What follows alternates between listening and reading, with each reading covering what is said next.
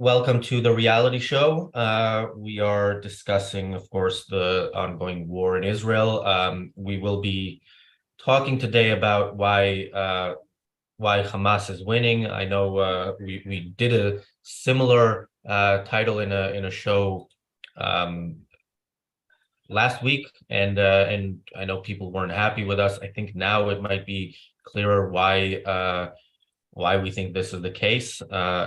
If not, we will try to make it clear. And by the way, when I say we, I'm using the royal we. I don't know that everybody here on the panel agrees with me, but we'll find out soon enough. And later on, we'll talk about a warning from Iran that came yesterday that something bad was going to happen in the next few hours from them. And as far as I know, nothing happened yet, but let me put it this way. I personally believe their threats more than I believe Israel's rhetoric, but we'll get to that when we get to that.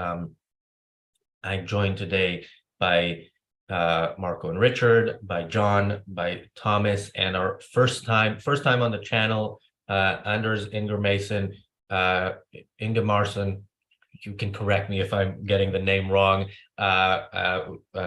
You were originally scheduled to be on the Daily Objective last Friday. I was going to interview you about your book. That didn't happen because of events, and that interview I'm hoping will happen sooner than I think it will, because I think at the moment we are kind of not going to be able to talk about anything other than what's going on in Israel. But you do also write a blog, and you have a blog post which Daniel, because we're doing everything kind of last minute, I didn't manage to send you, but I will send you so that you can put it in the live chat and in the description. You also wrote about this particular topic, so we will be discussing that. This particular topic, I mean, Israel and Hamas, not specifically why Hamas is winning. That is that title is on me, and so I will get us started to sort of explain why I say that Hamas is winning, and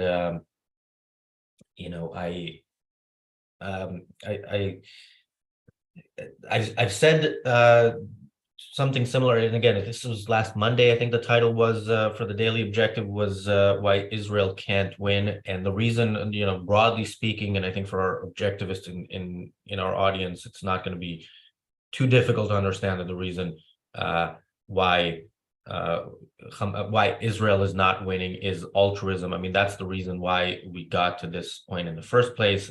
In the past, it was clear with every round of rockets and then some bombings by Israel. It was clear that from Israel, it was stated explicitly, our goal in this operation is not to get rid of Hamas. Now the goal is officially to get rid of Hamas. But it's been 11 days.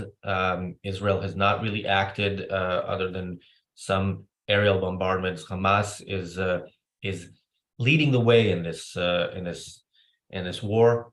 They're deciding, when they fire rockets, they're still able to. Hezbollah is doing their thing in the north whenever they decide to, and then Israel bombs in response, as they did in the past with Hamas whenever rockets were fired. And we know how this ends because we saw it, but Israel still is not doing anything regarding Hezbollah except saying, if you stay quiet, we're not going to touch you, which is, I think, a terrible policy. Yesterday, Hamas released footage of one of the hostages.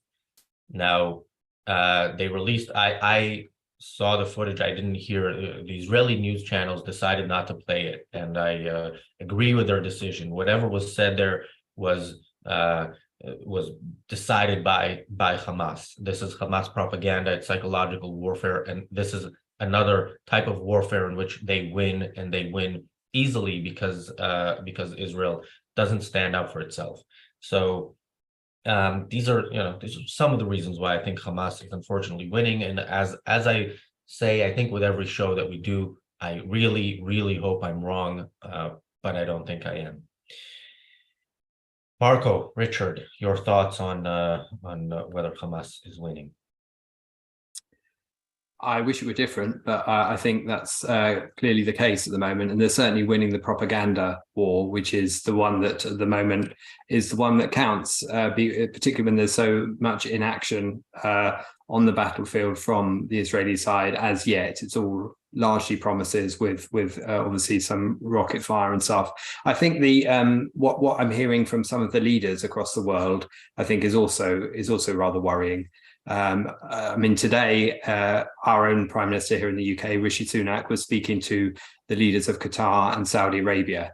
Now, it's when they speak to that side that you hear the other side of what they're saying, the bit that's not intended for the rest of the audience. And Rishi Sunak, to quote him, he talked about the importance of avoiding further destabilization, the action to de-escalate tensions. He talked about the UK having continued to support the legitimate aspirations of the Palestinian people to statehood and subjects like and topics like that.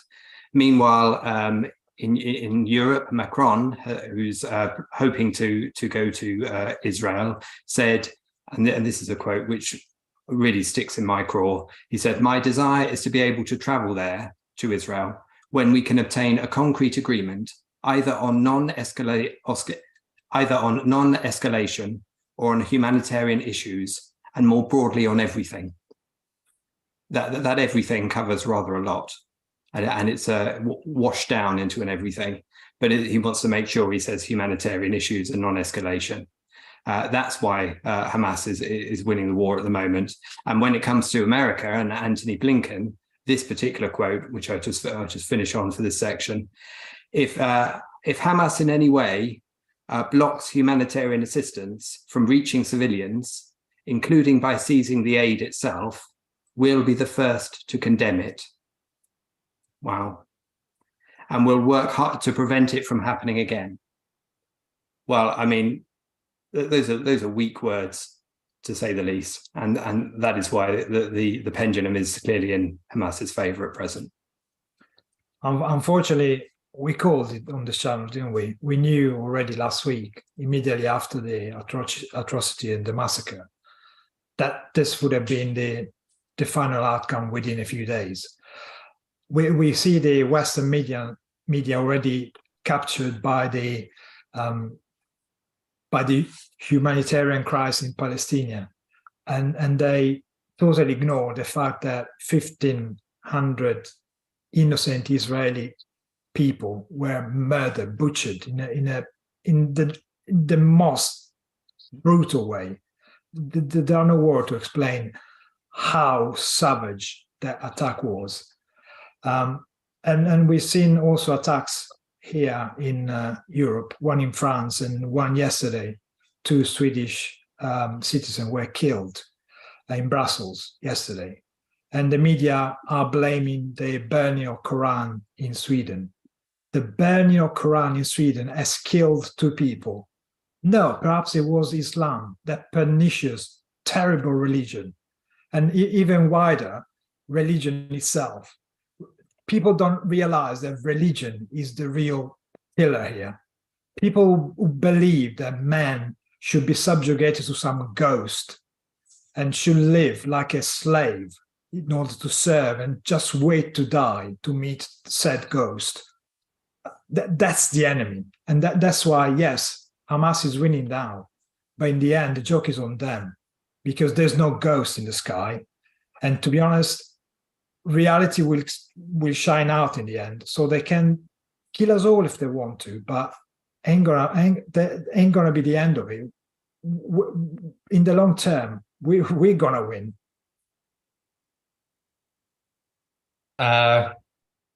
I hope you're right, but so Anders, I'm going to go to you next. You've been living in the U.S. For many years, right? But you are originally from Sweden. I think the attack yesterday was in Belgium, but it was specifically targeted at Swedish football fans who were there for a match between Belgium and Sweden. And before yesterday's attack, you wrote on your Substack about the Israel-Hamas situation. Daniel, if you can find that and put a link to that in the live chat. But Anders, your thoughts on this and where we are and where we're headed. Well, on the specific topic of today, whether Hamas is winning, no, I wish I had something profound to add, but I basically agree both with you and the previous two speakers that, it doesn't look good. The question I have is whether Israel, and I don't think Israel has the internal moral clarity about this, but could they potentially say, don't give a damn, and we're just going to steamroll over Gaza and challenge the international community to really take sides? And it would be interesting to see if they would truly come down on the Palestinian side or not. Basically, go ahead, invade Gaza. I mean, it's not an easy prospect. I fully realize that. And I would assume that Israel has prepared for a 2 or 3 or 4 front war in their war games, leading up to a situation like this. Now, that they were taken by surprise in this initial attack is obviously worrying. So I would like to see Israel pushing the envelope here, really. But again, Israel is ruled by the same altruism as we see here in the United States and all over the Western world. So I don't have really high hopes for that happening. Yeah, I mean, I would love to see that, and we've spoken also on this channel about how Israel probably faces certainly condemnation, but probably sanctions from some of the world if they really do go on the type of military operation that certainly I think is the right one. But if you realize that, again, if it's a war on all fronts, and if the Iranians get involved directly and not just indirectly, but again, even with Hezbollah as well, Israel is facing very, very serious losses and potentially, with the involvement of Iran, potentially annihilation, which is the goal of these people. And I think between annihilation and sanctions, I would choose the latter. I don't know if that's what the Israeli politicians think. And another thing is that Netanyahu's political career is over, and you would hope that maybe as his last act, he would do something that is the complete opposite of all previous acts. Yeah, if I may just ask another question. I hear this all the time, that Netanyahu's career is over. Is that the sentiment? Are those the sentiments on the ground in Israel, that he has no chance of making another comeback? He's like a jack in the box. He's always keeps coming back. But is everybody in Israel thinking that this is it? I'm not on the ground, but I'm keeping a close ear, and we will have people from Israel, I think, in the next few days on the channel. From my understanding, and I can't imagine a way that he can come back from this. I mean, the fact that this was allowed to happen is such a scandal in Israel that I think the political leadership, the military leadership, the intelligence leadership are all gone. I don't see any way that they can come back from this. Okay. John, your thoughts? Yes. Oh, sorry. Yeah, it's pretty, I don't have much hope that Israel is going to do what needs to be done, but they are up against, a culture that won't allow them to do what needs to be done. Well, it shouldn't matter what we allow or what we don't. Israel should just do what needs to be done. But it is altruism itself that prevents them from doing that, in my opinion. They're too concerned with everyone else's view of them to take the proper action. The Hamas has perfectly opinion how to manipulate our morality against us. Altruism, first of all, makes it hard for you to stand up for yourself strongly and assuredly. You have to, who are you to say you're perfectly moral or your morality is the objective one? And so that prevents you from being morally confident, I would say. And then there's the aspect of altruism that supports utilitarianism. And that's essentially utilitarianism makes numbers the standard of value. So now you hear all the people crying that, well, Israel has basically killed as many people or more in Palestine than the Hamas did in Israel. So shouldn't they step back now? We can't have them kill a lot of people. So it's all about numbers to the utilitarians. And then altruism just allows Hamas to maintain the moral high ground because they are the underdog. Altruism always stands up for the underdog. People can't see past that at all. All they see is the comparison of Israel to Hamas technologically and financially, but all moral consideration is thrown out. I'm not sure Israel can combat this to go all the way. I think they will do a lot and kill a lot of Hamas, but all they need to do is leave just a few left and they will re-sprout again, and we will do this again in however many years. Yeah, you say that Hamas uses our morality against us, which is, I think, an excellent. Well, not our morality. Yeah. Conventional. The prevalent morality in the West. Yeah, absolutely. They use it against us, and they're not the only ones. Russia has put forward a what's it called? A proposal for a ceasefire in the UN Security Council. China is demanding a ceasefire. These countries are telling Israel about civilian casualties and so on. I mean, you're just living in Russia or China, you are a civilian casualty just by living in such a regime. But yeah, and I think the good thing about the West is when it comes to morality is that altruism is mostly or often mostly being paid lip service to and not really practiced. And I think we are moving towards, unfortunately, practicing it. We're practicing it in war against people who want to wipe us off the map. That's especially dangerous. Thomas, your thoughts on this? I mean, I think you guys have said pretty much everything that can be said on this from the most powerful perspective, that they are using people's morality against them. You've got to just think about the premise of war, right? Premise of war, when it comes down to it, is to avoid it at all costs because it is a net negative. Like, nobody wins from it. So the most moral thing to do is to go in and absolutely finish it as quickly as possible. So whether they drag it out, more people are probably going to die just through the dragging out scenario than anything else. And if they just went in, actually put full power into it, from what I have seen and what I have read, although very limited, I have not seen, Israel is quite known for their soldiers. Like, they seem to have a lot of great soldiers, though they don't have anyone to lead them. I don't see an actual strong leader that is willing to take charge, like a Winston Churchill against Hitler, the one charging forward saying, no, this is evil, this is wrong. Who do they have?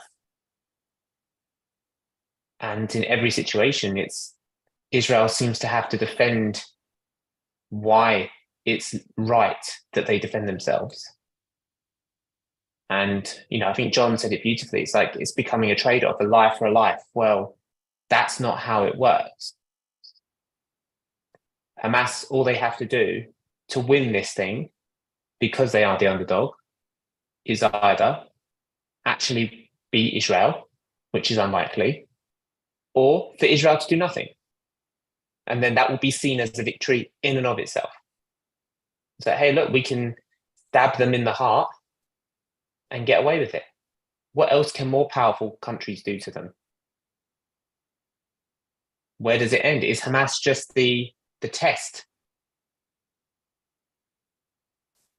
Yeah, Israel doesn't have the strong leadership that you need to lead you during a time of war against the enemy, it also doesn't have the strong leadership that will stand up to, to your allies. You have to say to them, okay, you have your ideas about this and how we should fight it. This is our war. This attack was on us. We will win it. And of course, it is not just Israel's war. Hamas might be just Israel's mostly Israel's enemy, but the enemy, I saw somewhere, I don't remember where it was, but the idea that yesterday's terrorist attack, that's ISIS. It has nothing to do with what's going on in Israel. This was about burning the Quran in Sweden. No, this is the same ideology. The ideas that somebody has to hold in order to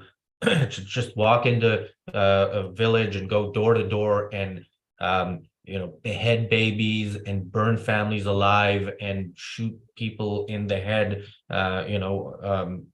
in their homes, is the same, wherever it applies. It's what the terrorists yesterday were looking for were presumably people wearing Swedish football jerseys. That's all the information they needed in order to kill those people. Richard, you were reading some of the Prime Minister's statement, which was I hadn't heard it until you read it, but yeah, the fact that the two-state solution is once again, we're already hearing it again. We didn't hear it much in the first week or so. We're hearing it again, and the supposedly the Palestinian state will be controlled by the Palestinian Authority, i.e. Fatah, and not Hamas. Now, Fatah officially still exists also to wipe Israel off the map, but maybe in the name of some type of nationalism, whereas Hamas does it for a religious cause, and Fatah has done less in terms of terrorism recently. It is led by Mahmoud Abbas, who is, as I mentioned last week, as far as I know, the only person in the world with a PhD in Holocaust denial. His PhD was an explanation why the Holocaust didn't actually happen, and some sort of a plot and whatever. And by the way, Mahmoud Abbas also issued some sort of condemnation for this, and then immediately deleted it, and that was erased from all memory. So, yeah, I'd be interested in hearing who the advocates of a two-state solution want leading this Palestinian state, and what they think this state will look like, because this process started over 30 years ago. The Oslo Accords were signed 30 years and 1 month ago, and everything became worse immediately. The bus bombings in Israel started after the Oslo Accords, after Fatah was given territory from which they were supposedly going to start the process of establishing their own state, but they used it as a base to plan attacks on Israelis. And when Israel did the left Gaza in 2005, the same happened. Gaza became more and more of a problem. So yeah, Richard, I don't know if I'm asking you to speak on behalf of the Prime Minister, but if you have any idea of what he actually thinks would happen if his suggestion is. I think it depends which audience he's talking to, and that's part of the problem. Because he's shone an image of the Israeli flag on the front of number 10 Downing Street, and done all the things that you do when you put the candles out after a terrorist attack, etc. But now, of course, he's playing both sides to some extent, as they all are, to be honest. I mean, one thing that Macron said, I read out the first half of his quote. He finishes with, Israel's security, the fight against all terrorist groups, as well as the peace process and the political solution are all interconnected, he said. This is the agenda we need to rediscover. Now, how do you rediscover that agenda unless you choose to wipe your mind of what happened just over a week ago? I'm surely rediscovering it means you've somehow lost it because of the collective confusion of the past few weeks, but you're not looking at the cause of that confusion, even if you want to call it such a hideous term. I think what we're hearing in the UK at the moment is an awful lot from the Scottish leader, Hamza Yousaf, who at the moment is being presented as the poster boy for the concerned family member, because he has Palestinian relatives in Gaza, and he is being presented in that form. And he said today that he cautioned against collective punishment against the Palestinian people for the actions of Hamas. I mean, it's quite obvious that people are pushing the two-state solution because there are two populations squibbling, attacking each other, and the unthinking classes, the obvious answer is, well, let's give a state each. That's the ultimate appeasement that we've been seeing for the last 80 years. The whole thing smacks of rotten, moldy, copy and paste diplomacy that we've been seeing since forever. Nobody has the guts to actually stand up to these guys. And to be honest, any political solution is not going to achieve anything. However clever and genius you can put it forward, whatever ingenious solution you can come up with. Here, the issue is of metaphysical value judgment and epistemology. And that's why, yes, they might be winning now, but in the long term, these guys cannot possibly survive. It's going to get to the point where they're going to start killing each other. As soon as they get a chance, they're going to start eating each other. They don't stand for anything apart from violence and death. And you see the difference. Just look at Gaza, a total shithole compared to Israel, which is the only beacon of civilization in the Middle East. How can they possibly win in the long term?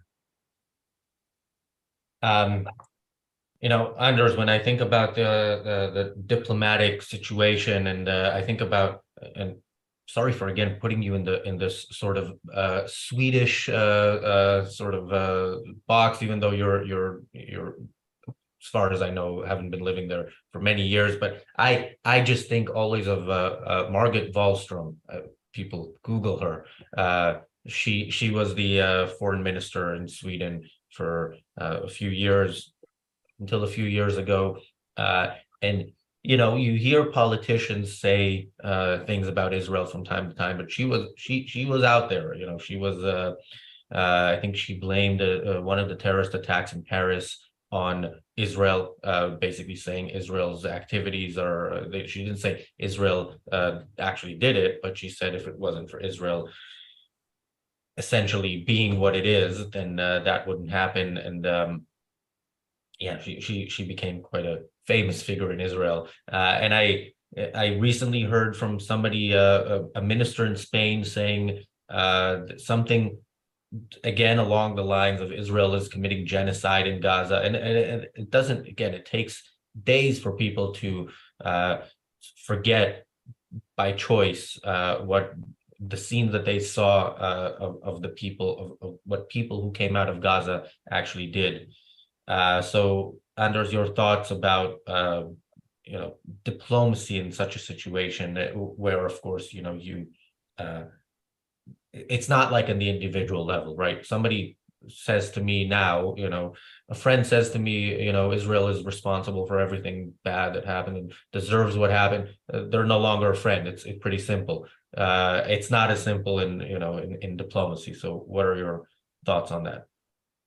Well, first comment about Sweden. I mean, Sweden has a proud history of Israel bashing, going back at least to the Swedish Prime Minister Olof Palme in the 1970s. And in a way, Sweden is no different from any other Western European country, unfortunately. I wished it were, but it's just ruled by the same altruistic principles, and the underdogs are always cheered on. And there is a certain level of anti-Semitism too. I don't think that plays in too much compared to the general altruism, but Sweden is definitely no better than anybody else. Diplomacy in general, I think in most cases, I mean, and obviously I'm not an expert on foreign policy, but it seems to me, both when it comes to US foreign policy and most other countries, diplomacy tends to get in the way of doing the right thing. And again, it goes back to philosophy. So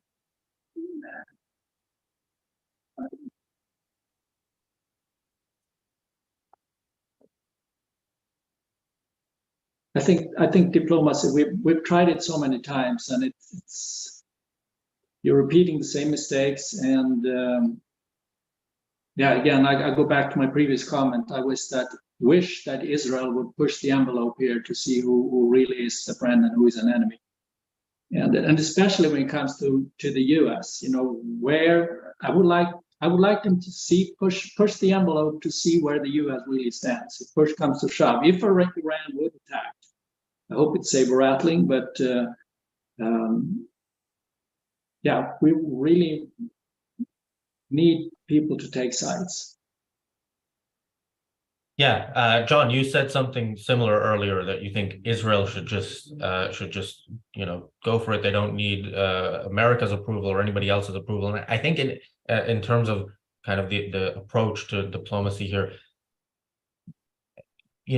Spain, for example, Israel can live without them. If Spain thinks Israel is committing genocide, it's unfortunate. There are some nice beaches in Spain, I hear. I've only been to Madrid, and I can also live without it. But in the case of America, if America is no longer on Israel's side, Israel is screwed. I agree that, especially if more countries or armies are going to get involved against Israel, then they're really going to need our help. But I don't think the US can ever 100% turn against Israel or anything like that, because we've been playing both sides for so long, including Europe. But what good is America what good is America's friendship if Israel no longer exists? So, you kind of have to put the fundamental things before that and hope that we see reality anyway. But I don't know how the ones claiming for that it's two-state solution is the solution are nuts. Hamas had specifically said what their goals are. Their goal is to take out Israel and as many Jews as possible. There is no compromise with that. And that's all diplomacy is compromise. So, it's not going to end well. You cannot compromise with evil. How many times does the world have to be shown this? Yeah, when I think of kind of the more aggressive Israel's military response is, the more they're going to lose so-called allies, with America being the last. America maybe in Micronesia, who we mentioned yesterday. But I think Thomas, where do you think England, where do you think the UK will fall on that? When will Rishi give up on Israel? How seriously does Israel need to act in its own self-defense for Rishi to completely throw us under the bus? I don't even think it needs to be anything particularly big. It's just, if Israel refused to enter negotiations, I think that'd be enough. So if Hamas was like, okay, fine, set up a meeting, we'll talk. And if Israel were to decline that talk, I think that would be enough. It doesn't need to be a massive, extreme aggression. It's like sometimes the more subtle is more powerful. Do you think Rishi will demand that Israel talks to Hamas after last week? I mean, I'm not saying that he's going to demand it, but I'm saying if there was pressure for the two sides to talk and Israel said no, I think that would be enough for him to be like, yeah, okay, we're not going to back you unless you enter these talks. At least be willing to sit down and hear them. One element of the psychological warfare here is that many of the hostages have dual citizenship or citizens of other countries, and Hamas has said that they will release the citizens of foreign countries, of countries other than Israel, as soon as they have the chance to do so. And the video they released yesterday was of somebody who is Israeli but also has French citizenship. So. I watched, actually, speaking of that, I watched a news clip this morning about the hostages and how Hamas is wording this is extremely clever. They said, I didn't write it down, I should have, but they said that we're waiting for the conditions to be right to release the hostages on a logistical level. It's not that we don't want to release them right now. We're just waiting for Israel to let us release them, is kind of how they're spinning it. They are just so good at that altruistic psychological manipulation. The fact that people are giving them any of the benefit of the doubt after what they've done is just proof of the power of ideas. Yeah, and we talk about how the West reports this, Western media reports this, and this is the kind of thing that if you report that, you say, okay, this is what they said, and now on to the next story, then you're not telling the full story, because the fact is, if the hostages were to walk to the border, people on Israel's side will know to identify them. They would be allowed into Israel, and nothing, no harm will be done to them. You could just, if you wanted to release them, you could just release them and say that's Yep. Go there, take a left, or it's not complicated. But yeah, unfortunately, I think the way this story is reported is as has always been the case with Israel, is very much biased towards support for the terrorists. I don't think there's any other fully honest way to put it. Does anybody have any final thoughts on this topic before we go to super chats and go to our other topic? Yeah, I just wanted to say, I think in terms of how people like Rishi Sunak will respond will depend in part on the streets of London and Manchester. You've seen protesters in front of the BBC for the pro-Palestinian group in very large numbers in front of the BBC a few days ago, and last night on the Israeli side. But there's a very different nature to those two protests. One is far larger. The pro-Palestinian one is far larger. That reflects both the nature of the numbers of Islamic supporters in the UK, and also, of course, it reflects the fear for those protesting in favor of Israel, because there's far more risk of self-harm to protest with an Israeli flag on the streets than there is a Palestinian one. That's the sad truth of it. So I think concern for your own, for the population, for the tensions, for all of the voices he's going to be hearing, those are the things which are sadly going to sway him and not in the right direction. And also the problem is not Rishi Sunak. I don't think he's got much of a handle on anything, to be honest. The Foreign Office, the foreign,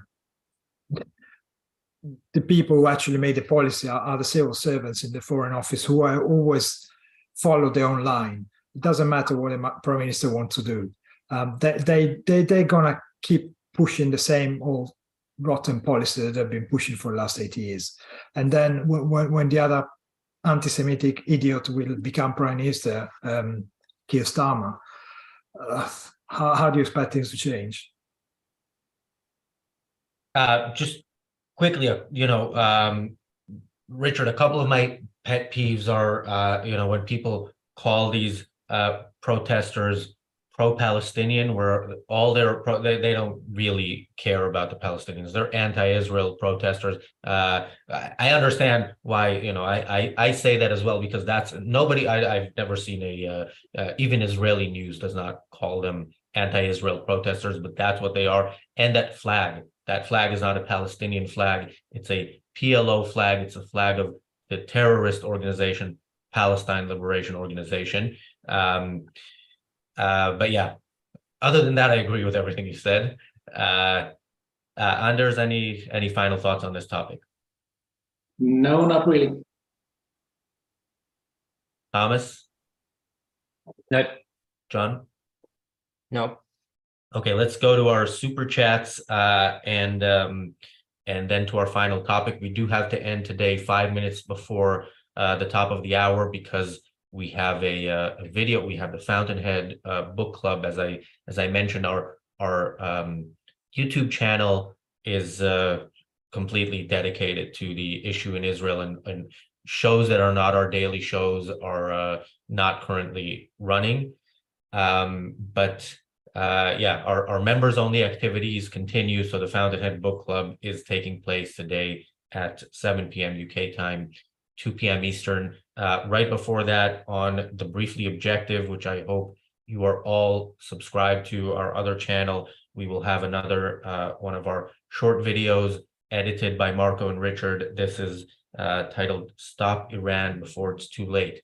Yeah, and subscribe to that channel before it's too late and we get removed by YouTube, because that I think we've had more controversial titles like yesterday's "There Is No Arab Land." But yeah, subscribe to that channel, share it. As I keep mentioning, that content is, unlike this content, that content is YouTube algorithm friendly. So hopefully people watch that. The more intellectually curious among our audience will then subscribe to this channel as well, watch the long form content. But so please watch that and share it. And our super chatters. So Bonnie, thank you for the super chat. She says Tal just put out his video in English on his own channel. Where is Israel going? That's Tal Tzfani, the CEO and president of ARI.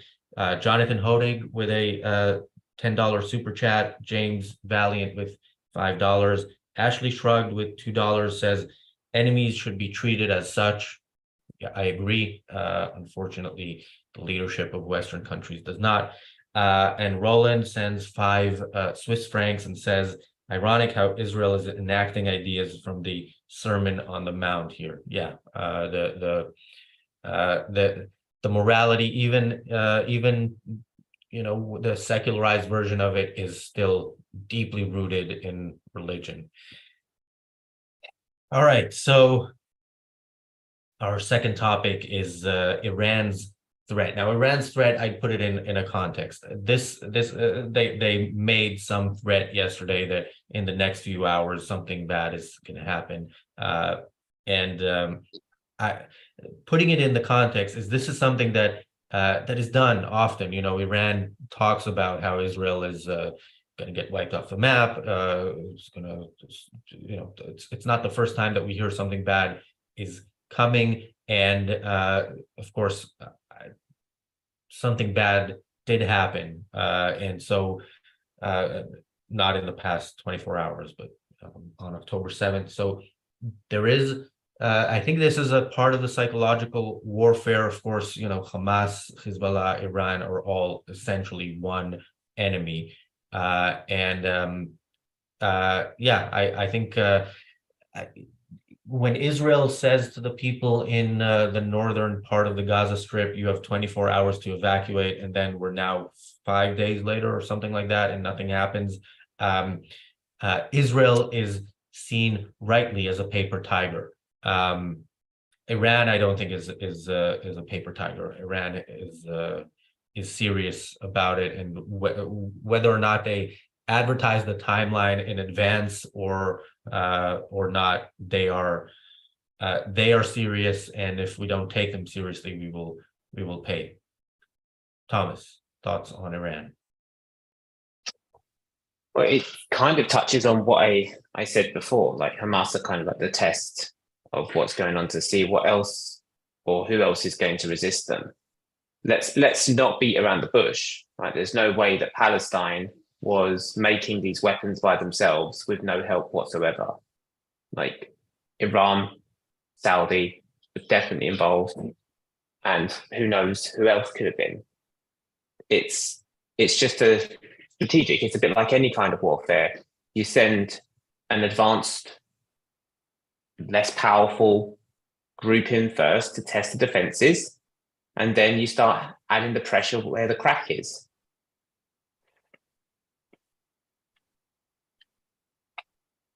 Yeah, and of course we saw a couple of days ago the Iranian foreign minister meeting with the Hamas leadership in Qatar. We also a few days ago there was a story about Israel. Israel bombs Syria from time to time, and they were bombing an airport in Aleppo.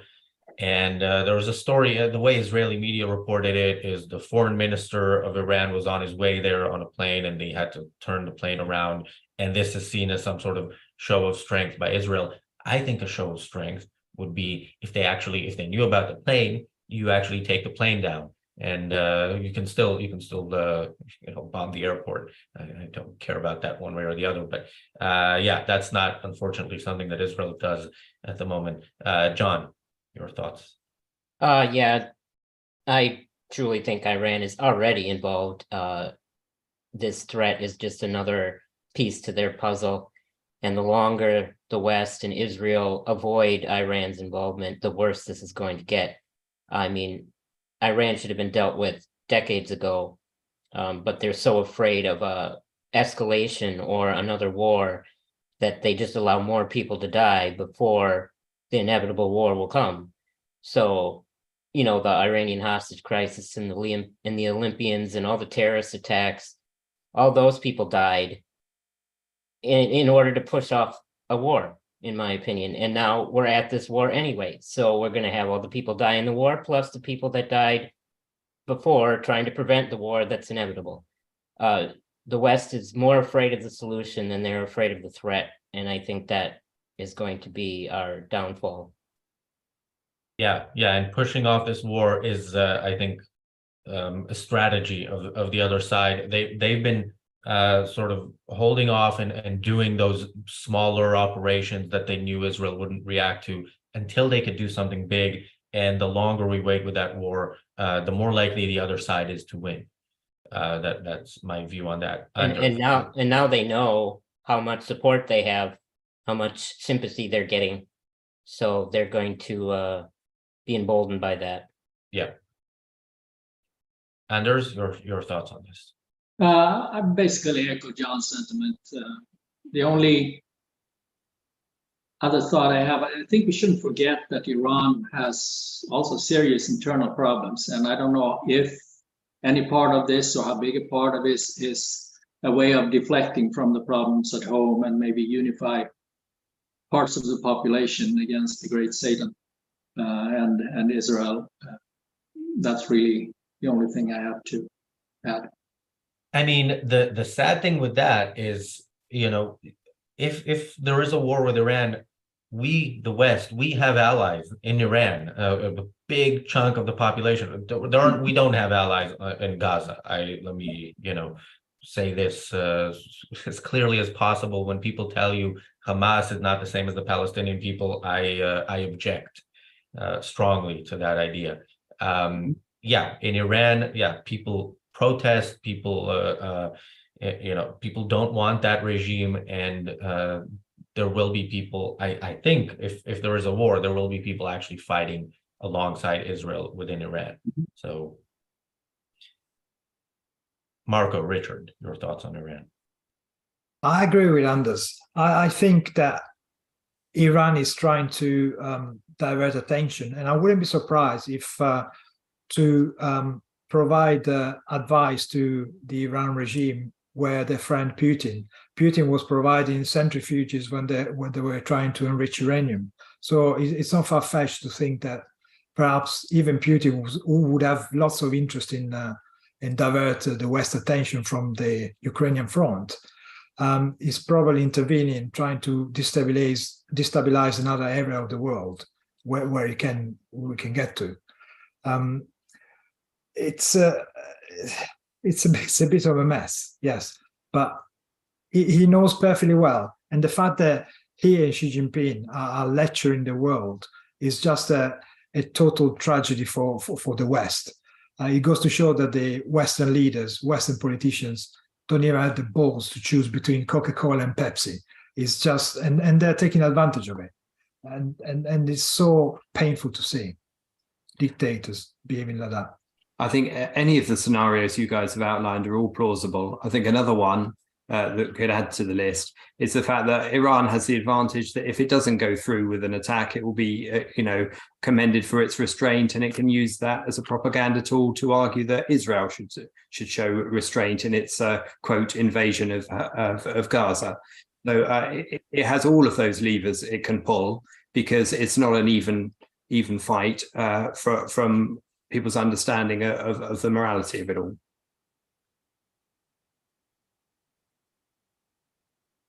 Yeah, one of the aspects of us talking about nothing but this war is that we don't have anything really positive to say, unfortunately, not even at the end. This show, when we launched the reality show 3 months ago, one of the ideas was that it would have its lighter elements, even when we talk about things that aren't that light. I miss the Guardian says the darndest thing segment, but I think ending an episode like this with the Guardian explaining why you shouldn't flush to save the planet or something like that is not wouldn't fit the content, wouldn't be very appropriate. But yeah, again, the day will come hopefully soon where we can go back to our regular content. Anders, I also hope that when that day will come, we can talk about your book. But people ahead of that can already buy the book. It is Think Right or Wrong, Not Left or Right: A 21st Century Citizen's Guide. Daniel, if you can put the link in the live chat, it'll also be in the description. And of course, people can also subscribe to your Substack and read your thoughts on this and on other issues. Is there anything else you want to tell us about where people can find out more? Yeah, no, those are the two main issues. Thanks for mentioning it. And the book is available on most Amazon outlets around the world. So if you're not in the US, don't despair. I wanted to say, though, to maybe on a somewhat positive note, is that, the fact that this channel exists, the fact that we're here discussing this in principled terms, pro-individualist terms, is thanks to Ayn Rand. Without her doing her human work here back in the 50s, 60s, 70s, and 80s, we wouldn't even be here, and we would be in an even worse situation. So just a little glimmer of optimism. And Yeah. Razi, Sorry, Marco, what were you saying? I said, and Razi as well. Well, I appreciate that, and yeah, I think I often say it'll take a while before Rand's ideas are the dominant philosophical force in the culture. It's things like this that make me wonder whether or not it's too late, but we will do our best to make it not too late. And of course, for people in the audience, you can also help us out with that. If you think this content is valuable, please share, subscribe, do all those things that help with the algorithm. Share it with people who you think will find it valuable. I was going to go around and ask other people where everybody here, where people can find out more about you. That will be in the description, but we are, Daniel, I believe we are already competing with our other channel where our video on Iran is premiering right about now. So thank you, everybody. We'll be back here tomorrow, 90 minutes earlier than usual with the Daily Objective and then the reality show. See you then. Goodbye.